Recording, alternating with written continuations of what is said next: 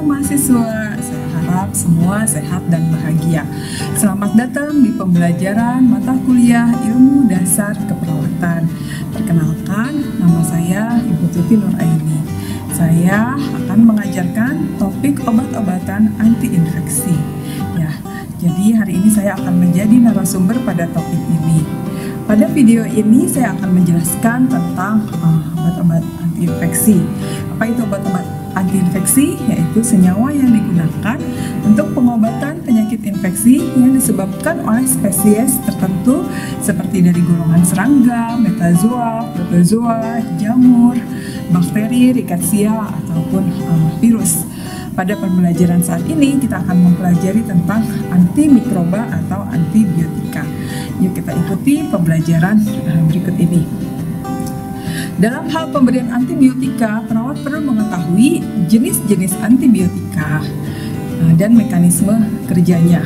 Perawat antara lain memonitor respon yang terjadi pada klien atau pasien. Oleh karena itu, pemahaman tentang jenis-jenis antibiotika menjadi penting dan mekanisme kerjanya juga harus diketahui oleh perawat.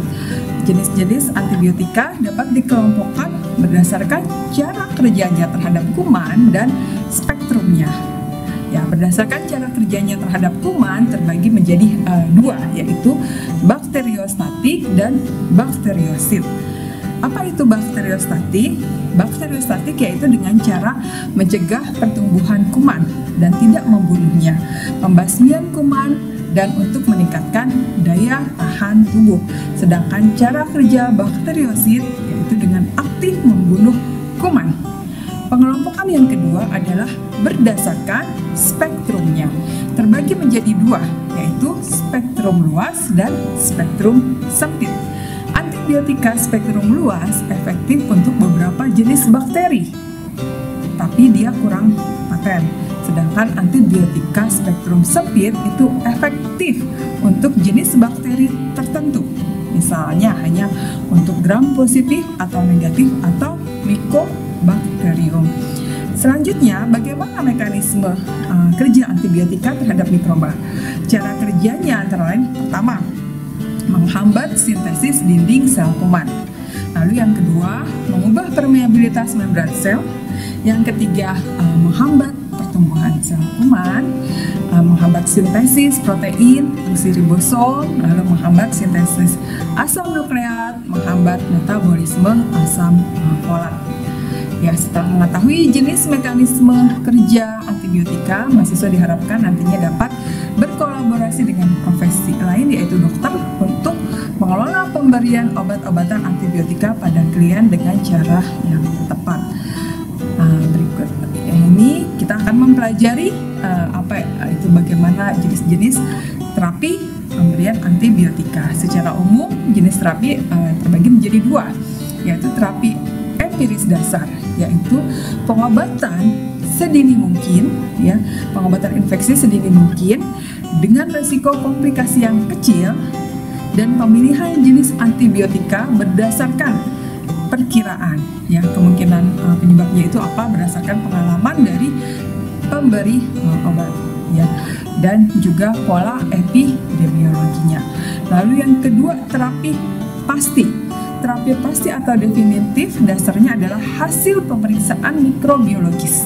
Pemilihan antibiotika sesuai dengan jenis spektrum kepekaannya. Prinsip pemilihan antibiotika itu seperti apa? Pertama, harus ditegakkan diagnosis infeksinya. Kedua, kemungkinan penyebabnya bisa dilakukan pemeriksaan kultur darah, urin, feses, dan lain-lain. Lalu penentuan obatnya dapat berdasarkan dari spektrum bakteri, pola sensitivitas, kontraindikasi, interaksi obat, bukti, manfaat klinik, dosis, cara dan lama pemberian, dan kemudian yang dipertimbangkan adalah evaluasi efek obat, ya. Dan terakhir adalah biaya atau harga. Apakah sanggup klien atau pasien kita untuk membelinya? Mahasiswa sekalian, setelah mengetahui tentang terapi antibiotika, selanjutnya mahasiswa harus mengetahui hal-hal apa yang harus diperhatikan dalam pemberian antibiotika. Mahasiswa harus mengetahui kerugian pemakaian antibiotika secara sembarangan. contoh pemakaian antibiotika yang tidak rasional. Kenapa hal ini menjadi penting? Karena penelitian untuk mendapatkan suatu antibiotika itu sulit sekali. Jika penggunaannya tidak tepat, akan mengakibatkan resistensi dan tidak dapat digunakan untuk pengobatan pasien. Jika sudah resisten, dokter harus berpikir keras bagaimana pemberian obat antibiotika yang tepat pada pasiennya. Kerugian pemakaian antibiotika sembarangan. Pertama, resistensi kuman. Lalu peningkatan efek samping dan toksisitas serta superinfeksi, pemborosan biaya, tidak tercapainya manfaat klinik yang optimal. Seperti apa contohnya pemberian antibiotika yang tidak rasional? Contohnya seperti pemberian antibiotika pada infeksi virus, saluran pernapasan atas, diare akut non-spesifik, antibiotika profilaksis pada tindakan bedah aseptik, pemakaian satu jenis antibiotika tanpa memandang jenis kuman dan penyebabnya, pemakaian antibiotika dengan dosis tidak cukup, pemakaian antibiotika dengan dosis yang berlebihan pada kasus komplikasi untuk malnutrisi. Ya.